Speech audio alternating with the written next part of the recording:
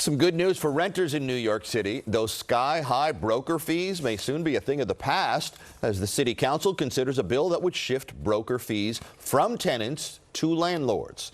The average New Yorker pays a broker's fee of nearly $3,500. On top of that, there's first month's rent and the security deposit. All the fees add up to an average upfront rental cost of more than $10,000. Here's Eyewitness News reporter Lindsay Tuchman.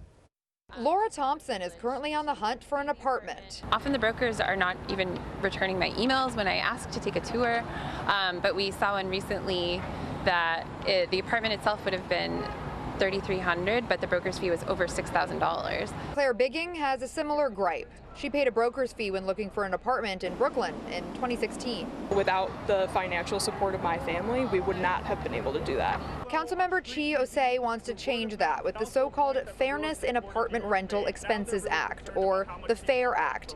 The bill would essentially transfer the burden of paying the fee from the tenant to the landlord who hired the broker.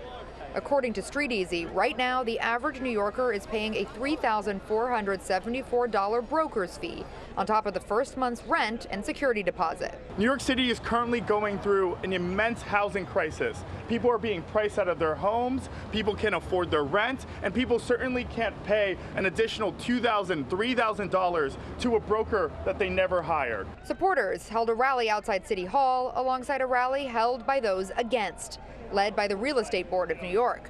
Ralliers there claiming the bill would end up hurting the tenant in the long run and threatens the livelihood of agents who don't see a dollar unless they make a deal. Immediately upon passing of this bill, rents could go up between 8 and 15% in the first week.